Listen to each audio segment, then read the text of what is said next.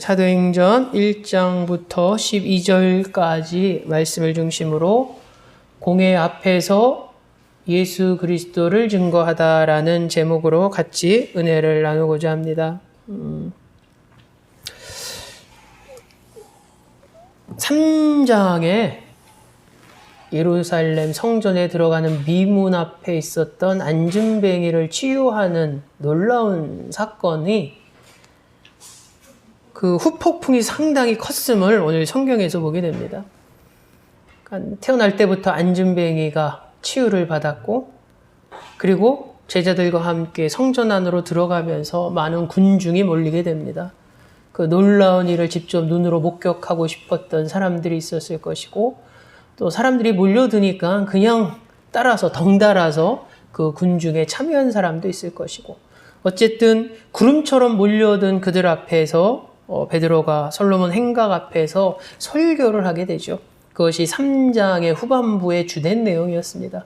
그 설교의 핵심을 통해서 베드로는 이 놀라운 사건이 바로 예수 그리스도로 말미암아 다름 아닌 너희가 십자가에 못 박혀 죽고, 그리고 너희가 핍박했던 그 예수가 결국 하나님이 다시 살림으로 인해서 하나님이 승리하게 하심으로, 다시 부활하게 하심으로 예수의 이름의 능력으로 이 안진뱅이가 깨끗이 치유됐음을 보게 되죠.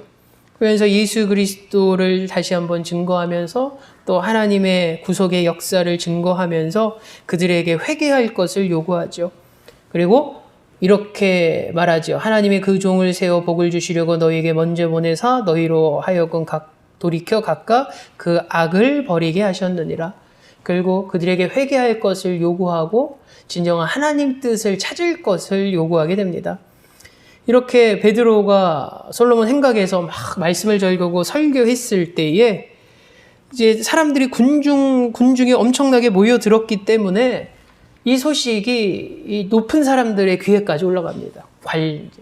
쉽게 말하자면 오늘 성경의 1절에 시작되죠. 사도들이 백성에게 말할 때에 제사장들과 성전 맡은 자와 사두개인들이 이르러 예수 안에 죽은 자의 부활이 있다고 백성을 가르치고 전함을 싫어하여 그들을 잡음에 날이 이미 어두웠으므로 이튿날까지 가두었으나.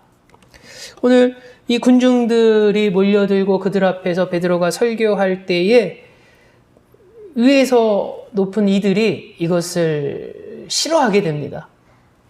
그래서 성경의 표현대로 단순히 제사장들과 사두개인들뿐만 아니라 성전 맡은 자까지 출동을 하게 되죠. 그러니까 성경 맡은 자가 헬라어로 사간이라고 합니다. 사간.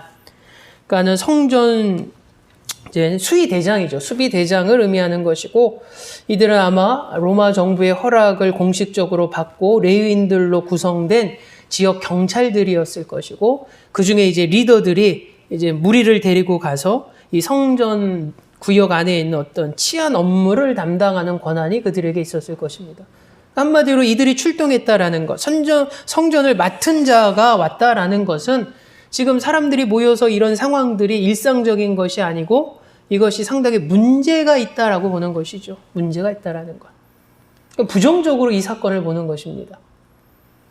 불법적인 집회라고 보는 것이죠. 요즘으로 표현하자면. 그래서 이들이 와가지고 어떻게 하게 됩니까, 여러분? 이들을 이제 잡아가두었다라고 말합니다. 그래서 성경에 보면은 3절에 그들을 잡음에 날이 이미 저물었으므로 이튿날까지 가두었으나. 그러니까는 사실은 잡아다가 이들이 불법을 행했다라는 접근이었기 때문에 이들의 불법을 낱낱이 밝히고 거기에서 벌을 주려고 했겠죠. 그러나 율법의 율례를 보면은 밤에는 심판하지 못하게 돼 있습니다. 그러니까 율법이 그렇습니다. 율법이 밤에 어떤 재판을 하는 자체가 불법으로 봤기 때문에 이들이 우리가 앞선 것처럼 솔로몬의 행각의 설교를 시작한 것이 오후였습니다. 그러니까는 말씀이 다 선포된 때는 저녁이 됐겠죠. 저녁이 됐기 때문에 이 소식을 들은 이들이 관리들이 출동을 합니다. 이걸 불법 집회로 판정을 했겠죠. 그래서 그 잘잘못을 가리려고 체포를 합니다. 어떤 재판을 받게 하려고 했는데 밤이 됩니다. 밤에는 재판하지 못하는 율법적인 것이 있기 때문에 다음 날로 이제 넘기게 되죠. 그래서 성경에 보니까 날이 이미 저물었으므로 이튿날까지 두었다라고 성경은 말합니다.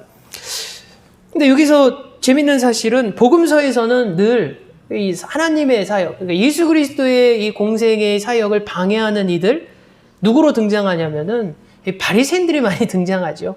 그래서 바리새인들이 끊임없이 제자들을 비롯해서 어떤 약점을 잡으려고, 실수한 걸 잡으려고, 그리고 꼬투리 잡으려고 막 애쓰는 모습이 있죠. 근데 오늘 성경에서는 사두개인이 등장하게 됩니다. 사두개인. 그러니까 사두개인에 대해서 좀 우리가 배경적으로 알 필요가 있습니다. 그래서 사두개인은 어떤 성전과 직접적인 연관성이 있습니다. 그러니까 그 당시에 성전과 관련된 임무를 하고 어떤 직분이 있는, 직책이 있는 자들은 어떤 권력의 핵심이었습니다. 그러니까 종교의 파워가 있었다는 거죠. 그러니까 정치적 파워뿐만 있는 것뿐만 아니라 종교적으로도 어떤 파워가 이미 이 당시에 형성되어 있었습니다. 그리고 오히려 이 유대 사회에는 정치적 파워보다는 종교적 파워가 더 우위에 있는 그런 모습이었습니다. 그러니까 우리가 본 것처럼 어떤 재판이 있을 때 대제사장을 중심으로 어떤 종교인들에 의해서 어떤 문제가 해결되는 것을 보게 되죠. 근데 이 사두개인은 특별히 이 성전과 관련된 권력 구조와 관련된 이들이었고, 성전에서 일하는 제사장 대부분을 관할하는 이들이 이제 사두개인과 사두개 파임을 알게 됩니다. 그래서 특히 사두개파 사람들은 이제 막 등장하는 이 그리스도를 믿는 이들의 이런 움직임을 가장 앞서서 반대하는 이들이었습니다. 그래서 이들이 반대하는 궁극적인 이유가 사실은 이 부활신앙 때문이라고 오늘 성경은 말합니다. 그래서 성경에도 2절에 보면 뭐라고 나오냐면, 예수 안에 죽은 자의 부활이 있다고 백성을 가르치고 전함을 싫어하여 그들을 잡으매. 그러니까 이 불법 집회로 봤던 이유가 단순히 군중이 모였고 군중 앞에서 어떤 걸 연설에 끼고 가르쳤기 때문이 아니라 그 핵심 내용이 뭐였냐면 부활에 가는 것인데, 이 사두개인은 이 부활에 대해서 상당히 부정적이고 거부하고 인정하지 않습니다. 그 부분 때문에 성경에 보면은 이 바리새인과 사두개인이 사실은 상당히 이런 대립관계에 있는데, 대립관계가 있던 이유 중 하나가 교리 때문이었고, 그 교리 문제가 바로 부활의 문제였습니다. 근데 놀랍게도 사두개인과 바리새인들이 사실은 티격태격하는 사이였는데, 놀랍게도 예수 그리스도가 공생에 하는 기간 동안은 이 티격태격했던 이들이 하나가 되어서 예수 그리스도를 공격하고 잡으려고 애쓰는 모습을 성경에서 보게 되는 것이죠. 그래서 여러분, 말씀을 듣는 자가 이렇게 해서 그들은 불법 집회로 해서 그들을 잡으려 했고 다음날까지 가두게 되는 모습을 성경에서 봅니다. 근데 4절에 이렇게 말씀이 기록되어 있죠. 말씀을 들은 사람 중에 믿는 자가 많으니 남자의 수가 약 5천이나 되었더라. 4절에서 이렇게 일단 1단락을 마무리합니다, 여러분. 그러니까는 여러분, 베드로가 솔로몬 행각에서 설교를 했을 때 많은 사람들이 군중같이 모여들었겠죠. 그래서 베드로의 설교를 들었을 것입니다. 이 설교를 통해서 많은 이들의 마음의 변화가 생깁니다. 그리고 마음의 변화가 나타난 이들을 이 누가가 성경에 그대로 기록하죠. 말씀을 들은 사람 중에 믿은 자가 많으니. 여러분, 말씀을 들었다고 다 믿지 않습니다. 우리가 아는 것처럼 말씀을 들었지만 한쪽 길로 흘리거나, 그리고 말씀을 들었으나 마음의 변화가 없는 사람도 많죠. 심지어는 예수님께서 직접 말씀을 증거하시고 말씀을 선포하셨음에도 불구하고 예수 그리스도의 설교를 듣고도 변한 이들이 있는 반면에 변하지 않는 이들도 있었습니다. 그러니까 누구나 다 변하지 않는다는 거죠.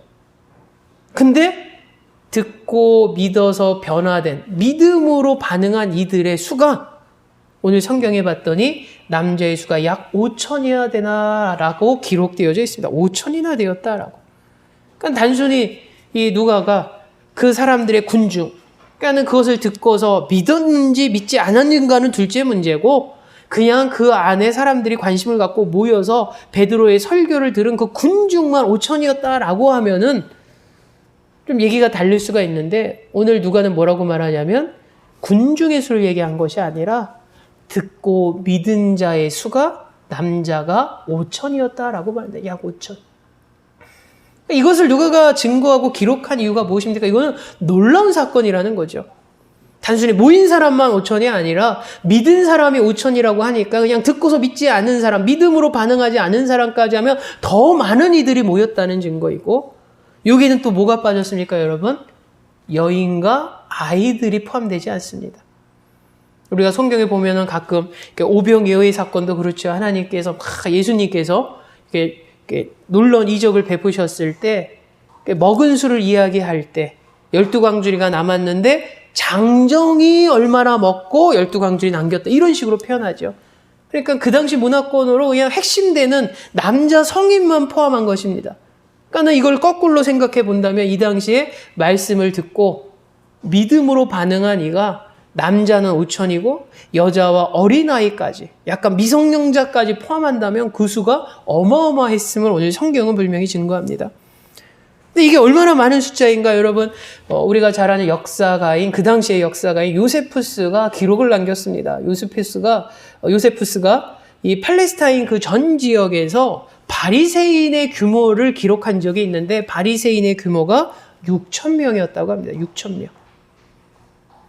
그러니까는 베드로의 설교를 듣고 믿음으로 반응한 이들이 그 당시에 있었던 모든 곳곳에 있는 바리새인 수보다 더 많았음을 이야기하죠. 더군다나 여러분 실제로 예루살렘의 인구가 이게 확실하진 않지만 적게는 2만 5천 그리고 많게는 8만의 규모로 이야기를 합니다. 그러니까 2만 5천에서 8만의 규모로 이렇게 늘어나고 하는 이유는 아마 2만 5천에라고 잡은 이유는 아마 장정 중심으로 성인 남자만을 기준으로 했을 때는 2만 5천이라고 보는 것이고 여인과 어린아이들도 그쪽에 살지 않지만은 이게 많은 교류를 하기 때문에 사람이 오가는 유동인구 기준으로 봤을 때는 8만 5천 명까지 예루살렘의 인구로 보는 그런 역사적 분석이 있습니다. 중요한 것은 한 그 중간쯤을 봐서 4만 명이라고 봐도 여러분 믿음으로 반응한 이가 5천 명을 넘었다라는 것은 놀라운 일이죠. 놀라운 일. 그러니까 놀라운 일이라는 것은 인간이 할 수 없는 일이라는 거죠. 인간을 통해서 나타난 결과물이지만 인간은 인간이 하는 것이 아니라 하나님의 일하심을 누가가 사도행전 4장 4절을 통해서 증거하고 싶었던 것입니다.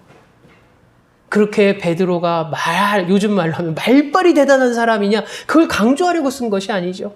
베드로가 정말 연설을 잘해서 연설하니까는 그 연설을 듣는 사람은 막 콧물을 쏙 빼고 마음을 뺏길 정도로 탁월한 연설가다 설교가다 그것을 이야기하려는 것이 아닙니다. 하나님의 일하심이 그 가운데 있었음을 지금 누가가 증거하고 있는 것이죠. 그 놀라운 사건이 바로 기록되고 있음을 보게 됩니다. 그러면서 이 성령의 일하심은 바로 다음 단계로 다음 사건으로 이루어지죠. 5절에 보면 이제 구체적으로 어떤 일이 벌어지게 되냐면 바로 베드로와 요한을 비롯한 일행들이 드디어 공회 앞에 서게 됩니다. 공회 앞에 서게 됩니다. 그래서 5절에 보면 이렇게 말씀이 기록되어져 있습니다. 이튿날 관리들과 장로들과 서기관들이 예루살렘에 모였는데 대제사장 안나스와 가야바와 요한과 알렉산더와 및 대제사장의 문중이 다 참여하여 사도들을 가운데 세우고 묻되 너희가 무슨 권세와 누구의 이름으로 이 일을 행하였느냐. 제자들이 지금 공회에 세워집니다. 그러니까 하룻밤이 갇혀진 상태에서 결국 유대 지도자들 앞에 불려 나온 것이죠. 그래서 유대의 이 지도자들은 결국 모였던 이것을 우리는 공회라고 부릅니다. 공회. 공회 앞에 세움을 받게 되는 거죠. 그러면서 이들이 이 베드로와 이 일행들의 이 성전 앞에서 있었던 일들을 불법적인 모습으로 부정적으로 바라보고 그것에 대한 어떤 평가를 하려고 하는 거죠. 부정적으로 봤다라는 것은 이들이 상당히 붕괴했음을 알게 됩니다. 이걸 불법적으로 봤다는 거죠. 그러면 그들이 이 성전의 권세자들이죠. 한마디로 이야기하면 이 공회는 바로 성전의 권력자들이었습니다. 그들이 이렇게 민감하게 반응하고 민감하게 분노한 이유는 무엇입니까? 우린 세 가지를 보게 됩니다. 첫 번째는 바로 사도들이 예수의 제자들이었기 때문이었습니다, 여러분. 그러니까 이렇게 생각하면 됩니다. 이들이 사도가 아니라 예수의 제자가 아니라 그냥 모르는 사람이었는데 성전 앞에서 놀라운 기적을 베풀어서 사람들이 몰려들어서 막 이런 모습이 있었다면 그냥 넘어갈 수도 있는 일이죠. 어떤 반란을 꾀하거나 혹은 성전에 관련돼서 부정적인 규탄대를 열거나 요즘 말로 하면은 시위하거나 데모하는 그런 자기네들을 향해서 공회를 향해서 어떤 시위나 데모를 한 것이 아니라면 크게 문제될 것이 없었던 거죠. 근데 왜 이것이 지금 문제가 됐냐면 첫째는 이 사도들이 다름 아닌 예수의 제자였기 때문입니다. 바로 자기네들이 죄인으로 판결하고 십자가에 못 박혀 죽게 한 예수의 최측근이었기 때문이죠. 그들의 제자였기 때문에 문제가 된 것입니다. 그럼 예수님하고 제자들이 무슨 관계입니까? 단지 친했던 것만으로 문제가 됩니까?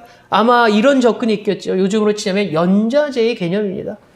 그러니까 지금은 덜하지만 옛날에는 이 연좌제 개념이 상당히 심각했죠. 그래서 어떤 공무원에 가거나 제가 듣기로 막 육사나 이런 데 막 가려면 신원주의 같은 걸 하게 되죠. 그래서 친인척 가운데 누구라도 한 명이 뭐 월북한 기록이 남아있다. 북쪽 같은 건 관련이, 북한과 관련이 돼 있다. 뭐 심지어는 고향이 북쪽이라도 약간의 오해를 사가지고 어떻게 됩니까? 그게 불합격 판정이 나죠. 누군가 가족 중에서 어떤 잘못을 합니다. 그러면 그 가족이 다 같이 죄인처럼 살아갔던 시절이 있습니다. 그게 사실 연좌제죠, 여러분. 근데 사실 이 당시의 문화가 그런 모습이 있었습니다. 예수가 죄인으로 십자가에 못 박힌 당사자들이 공회였죠. 근데 그 제자들이 나타났다? 그러면 그들을 같이 엮어서 보는 거죠. 부정한, 아주 위험한 무리들로 본 것이죠. 그래서 이 성전의 권세자들이 이렇게 민감하게 반응한 겁니다. 두 번째는 다름 아닌 그들이 그냥 단순히 성전에 기도하러 왔다, 그냥 갔다면 문제가 안 됐겠죠. 왜냐하면 성전은 말 그대로 만민이 기도하는 곳이기 때문이죠. 이사의 기록처럼 만민이 기도하는 집. 그러니까 누구나 왔다 누구나 갈 수 있고 기도할 수 있는, 예배할 수 있는. 설령 예수의 제자라 할지라도 예배 성전에 와서 기도했다고 그것을 잘못된 죄로 엮을 수는 없습니다. 근데 성경에 봤더니 그들은 백성을 가르쳤다라는 것이죠. 백성들을 가르쳤다라는 것.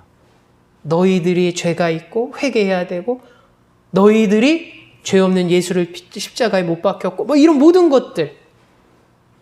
이것을 가르쳤다라는 것이 이 성전의 권력자들을 아주 붕괴하게 만들었습니다.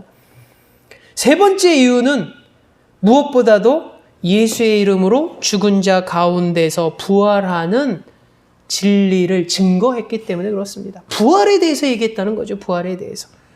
그래서 이들을 체포한 이유도 4절 앞서 말한 것처럼 2절에 뭐라고 말합니까? 제사장들과 성전 맡은, 그러니까 성전 수비대와 사두개인들이 그들에게 다가가서 2절에 보면 예수 안에 죽은 자의 부활이 있다고 백성을 가르치고 전함을 싫어했다라고 말합니다. 가르친 것이 문제였고 그 가르친 것이, 전한 것이 다름 아닌 부활이라는 거죠. 예수 그리스도의 부활의 도. 이것 때문에 여러분 결국 성전의 이 권력자들, 이 공회가 민감하게 반응했고 붕괴했고 이들을 세워놓고 심판하려 했음을 오늘 성경은 보게 됩니다. 그랬을 때 그들이 질문했던 질문이 이것이죠. 너희가 무슨 권세로 누구의 이름으로 이 일을 행하였느냐라고 질문합니다. 그러니까 이 질문을 더 간단히 얘기하자면 대체 너희는 누구의 권위로 이 일을 했느냐? 더 쉽게 얘기하면 너희가 뭐라고 그런 일을 했느냐? 이게 가장 정확한 거죠.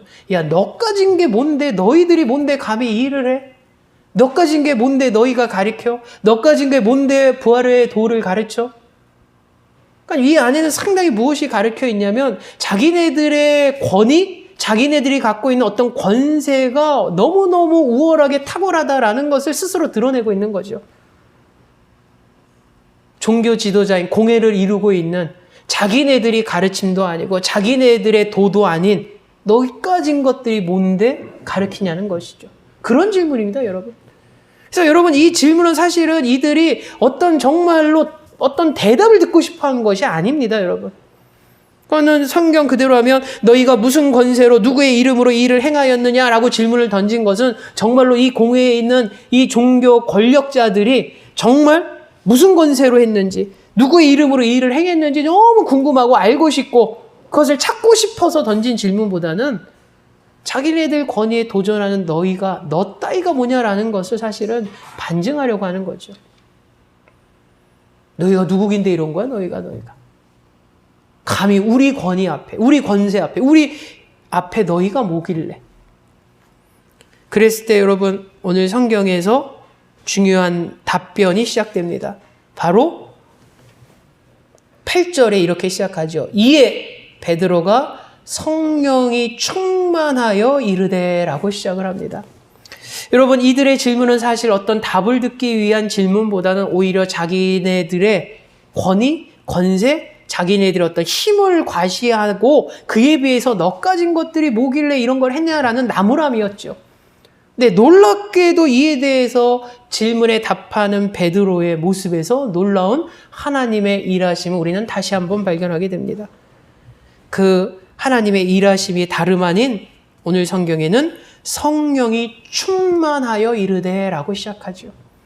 여러분, 성령이 충만하여 이르되라는 이 부분에서 이 공회 앞에 서 있는 베드로와 요한과 그의 일행들이 성령의 일하심을 이 베드로의 일행을 통해서 하나님은 나타냈음을 오늘 성경 속에서 이야기합니다.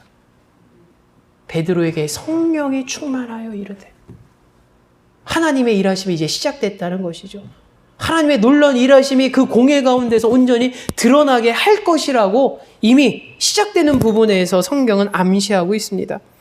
여러분, 이 성령 충만함은 우리가 아는 것처럼 구약에서 종종 하나님의 종들, 특히 선지자들에게 나타나고 임했음을 우리는 구약 성경에서 보게 됩니다. 그럼 선지자와 하나님의 종들이 구약에서 어떻게 성령 충만함을 받는가라고 했을 때 특별히 어떤 예언에 관련된 것, 예언적 선포가 있을 때 하나님이 말씀하신 것을 전하는 능력과 연관되어 있죠. 그렇다면 지금 베드로가 답변은 어떤 인간적인 베드로의 이성과 어떤 인간적인 베드로의 언변으로 나타나는 것이 아니라 하나님의 능력으로, 즉 하나님이 말씀하시는 것을 전하는 능력을 받아서 성령 충만함으로 베드로가 답변을 하기 시작했음을 성경은 증거하고 있습니다. 그러니까 지금부터 베드로가 하는 답변들은 우리가 생각할 때 베드로가 이성적으로 상식적으로 어떤 것들을 준비해서라기보다는 성령의 일하심을 통해서 베드로라는 도구를 통해서 하나님의 선포하심이 있다라는 거죠. 마치 구약에서 하나님의 종이 선지자가 하나님의 말씀을 대언하고 선포하듯이 그 모습이 바로 신약의 이 사도행전 가운데 나타내게 됨을 보게 됩니다. 그때 우리는 오늘 중요한 두 가지를 보면서 오늘 말씀을 마무리하려고 합니다. 여러분, 성령 충만함은, 하나님의 성령 충만함의 일하심은 모든 틀을 깨트리는 것을 오늘 성경 속에서 보게 됩니다, 여러분. 성령 충만함의 하나님의 일하심은 모든 우리의 상식적인 것을 틀을 깨트리는 모습으로 나타났다는 거죠. 그 첫 번째가 뭐냐면 베드로의 당당함이었습니다, 여러분. 여러분, 분명히 우리가 본 것은 베드로가 이들 앞에서 연설하기로 약정을 하고서 컨퍼런스처럼 차례가 와서 이들한테 연설한 것이 아닙니다. 군중들이 많이 왔을 때 누군가의 어떤 신고를 받고 이 권세가들이 출동을 해서 이들을 체포한 것이죠. 그런 모양새입니다. 한마디로 체포돼서 공회 앞에 끌려 나온 베드로와 그의 일행들은 어떤 법적인 관점에서 봤을 때는 피고의 입장에서 나타나는 거죠. 여러분, 그렇다면 피고인의 입장에서 법정에 섰을 때의 일반적인 상식의 모습은 뭐냐면 주눅 들고 죄인이라는 느낌 때문에 당당하지 못합니다. 겁에 질립니다. 공포스러워합니다. 조금이라도 이들에게 어떤 자비를 구해서 조금이라도 형량을 줄이거나 잘못으로부터 용서를 받기를 원하는 그런 연약한 모습으로 나아가는 것이 공회 앞에 서 있는 자들의 일반적인 모습입니다, 여러분. 더 쉽게 얘기하자면 이 당시에 공회 앞에 세웠다라는 것은 재판을 받는 모습이고 그 재판 앞에서 그 누구도 예외 없이 이들에게 용서를 받고 자비를 구하기 위해서 약해질 수밖에 없죠. 심지어는 자기 했던 말까지 내가 실수한 것 같습니다. 내가 실언한 것 같습니다. 그러니 나에게 자비를 좀 베풀어 주십시오라고 어떻게 보면은 요청하는 자리일 수 있습니다. 그게 일반적인 모습이죠. 근데 오늘 성경에 봤더니 어떤 모습이 나타납니까? 그런 일반적인 모습이 깨트려져 버립니다. 그 누구보다도 그들 앞에 공회 앞에서 주눅들지 않고 담대함과 담당함으로 말씀을 선포하는, 답변하는 베드로를 보게 되죠. 어떻게 이런 일이 벌어집니까? 베드로가 원래 용감한 사람이어서 그렇습니까? 물론 그런 면도 있을 수 있겠죠. 그러나 성경은 분명히 증거하지 않습니까? 베드로에게 성령이 충만했다라고 말합니다.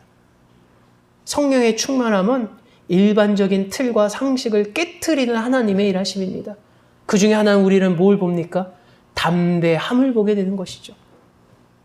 세상 권력 앞에 당당하고 담대함을 보게 됩니다. 그것이 하나님의 일하심이라는 거죠. 또 하나의 모습이 무엇이냐면 바로 성령 충만함이 있을 때 놀랍게도 그들 앞에서 분명한 메시지가 선포되었음을 보게 됩니다. 분명히 이런 자리라면 제가 말씀드렸듯이 변명을 하게 됩니다, 여러분. 일방적인 모습은.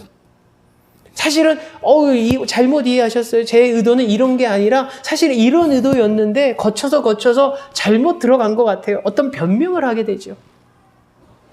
근데 성령이 충만할 때 어떤 일이 벌어집니까? 진리를 선포하게 됩니다. 진리를. 오늘 성경대로 내용에 다음 시간에 나누겠지만 예수 그리스도의 이름을 선포하는 모습으로 나타납니다. 그것이 가능하게 된 게 무엇입니까, 여러분? 성령의 충만함으로 나타난 하나님의 일하심이라는 거죠.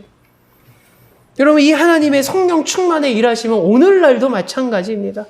우리가 다음 시간에 이 성령의 일하심에 대한 이 사건을 계속 우리가 함께 나눌 것인데 오늘 이 순간에도 우리의 삶 가운데서도 하나님의 성령의 충만함의 일하심은 우리가 생각하는 일상적인 틀을 깨트리면서 나타난다는 거죠. 우리가 생각할 때 우리의 상식의 틀이 있습니다. 그걸 우리는 이성의 틀이라고 하고 합리적인 틀이라는 것을 이야기하죠. 근데 하나님의 성령의 충만함의 일하심은 그 틀을 부수고 판을 바꾸시고 놀라운 하나님의 일하심을 드러냄이 오늘 이 순간에도 있다는 것이죠. 그러기에 오늘은 우리가 이 말씀을 같이 나누면서 여전히 성령의 충만함의 일하심을 사모하는 공동체 되기 원합니다. 정말로 우리 삶의 일상적인 틀을 깨서 부수는 성령의 일하심이 이 공동체 가운데, 여러분 삶 가운데 온전히 나타나기를 주 예수 이름으로 축원합니다. 기도합니다. 사랑해 주님 감사합니다. 오늘 말씀을 통해서 또한 우리가 하나님 앞에 나아갈 때 우리 삶 가운데 성령의 충만함이 우리 가운데 있기 원합니다. 우리가 일상적인 생각과 일상적인 어떤 틀을 갖고 살아가지만 그것은 우리의 한계이지요. 우리의 일함입니다. 그러나 하나님의 일하심은, 특별히 성령 충만함으로 나타난 하나님의 일하심은 모든 일반적이고 일상적인 틀을 깨는 하나님의 일하심임을 오늘 성경을 통해서 다시 한번 보게 됩니다. 그런 성령의 충만함이 이 공동체 가운데 우리들의 성도 가운데 온전하게 임하게 하여 주셔서 우리들의 삶의 문제를 깨트려 버려 주시고 이 공동체에 놓여진 많은 문제를 또한 성령의 일하심으로 깨트려 버려 주시옵소서. 예수님의 이름으로 기도하옵나이다. 아멘.